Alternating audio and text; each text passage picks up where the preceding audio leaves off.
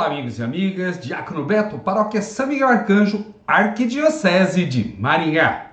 Estamos finalizando o nosso estudo do livro do Levítico, o terceiro livro da Bíblia. Hoje, capítulos 26 e 27, aonde nós veremos bênçãos ou maldição. E em seguida, no capítulo 27, que Deus é proprietário de tudo. Então, tudo tem uma tarifa que pode permitir a volta para Deus, quase que um resgate. E quem comanda isso daí são os sacerdotes. Mas antes, invoquemos a Trindade Santa, Pai e Filho e Espírito Santo. Amém.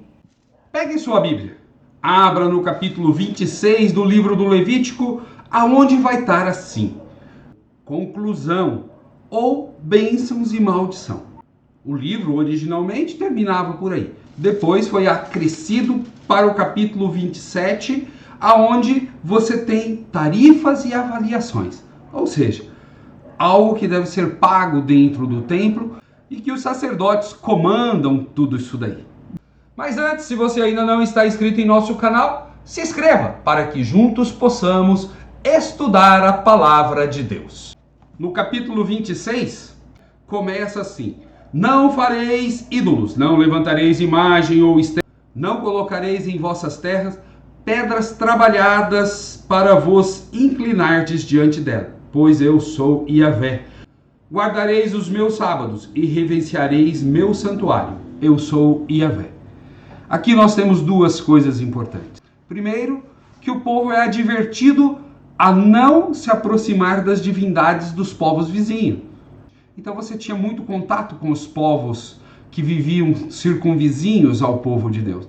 E eles tinham hábitos politeístas. Então você não pode ter as práticas religiosas desse povo, senão você se afasta de Yahvé.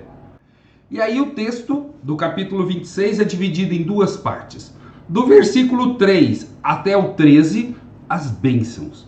E depois do versículo 14 até o final, o 46, sobre as maldições. São 10 versículos contra 30 versículos. Isso para mostrar o seguinte: tudo isso é opção. Porque o texto vai começar assim, no versículo 3. Se vos conduzirdes segundo os meus estatutos, se guardardes meus mandamentos e os praticardes, aí acontece as bênçãos. Então darei as chuvas. Seca, gente. A gente sabe que não cresce nada. Então a chuva, como dom de Deus, virá. E no versículo 6, estabelecerei a paz e dormirei sem ninguém vos perturbar.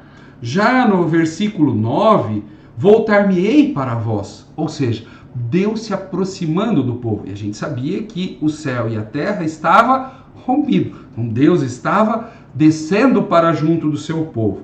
E no versículo 11, estabelecerei minha habitação no meio de vós. Ou seja, a bênção é sobre a vida e estar na presença de Deus. Deus estando conosco. Já no versículo 14, muda. Então, começa as bênçãos, se vos conduzirdes segundo os meus estatutos, as maldições ao contrário. Lá no versículo 14. Mas, se não ouvirdes e não praticardes todos esses mandamentos, e rejeitardes os meus estatutos, desprezardes as minhas normas e quebrardes a minha aliança, deixando de praticar todos os meus mandamentos, então eu farei o mesmo contra vós.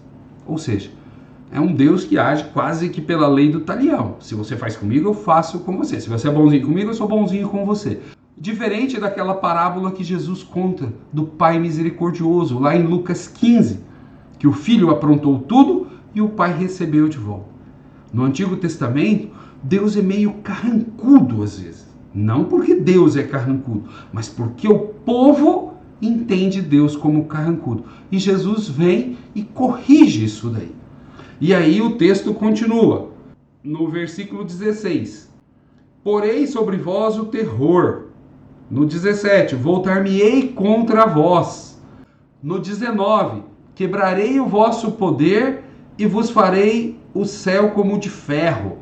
No 21, agravarei estas pragas, as doenças, os problemas, as secas, No 24, farei 7 vezes mais por causa dos vossos pecados. Ou seja, 7 vezes 7, quer dizer, é coisa ruim eternamente.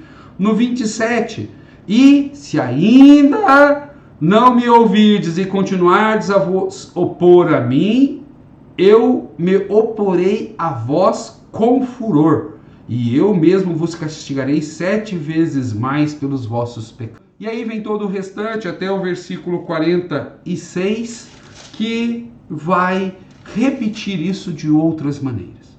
Para nós é importante, primeiro, sabermos que Deus nunca vai nos mandar maldições. Deus é amor. E Deus pode apenas agir dentro daquilo que é sua essência. E a essência de Deus é amor. Mas, ô diácono, para aí, para. Então, por que o texto bíblico está falando isso? Vejamos. No Antigo Testamento, o povo acreditava que Deus era Senhor da história. Ou seja, Deus manda na história. Tudo o que acontece, tudo que é de bom e tudo que é de mal, provém de Deus. Então, a bênção provém de Deus. O mal provém de Deus. Mais ou menos assim, Deus criou tudo, então Deus criou o bem e o mal. E Ele nos permite. E Deus faz isso como uma forma de castigo. Se você está com Deus, tudo de bom. Se você está sem Deus, tudo de mal. Isso a gente chama de teologia da retribuição. Onde Deus dá as coisas a quem está perto dele e tira as coisas para quem está longe dele. A história do livro de Jó.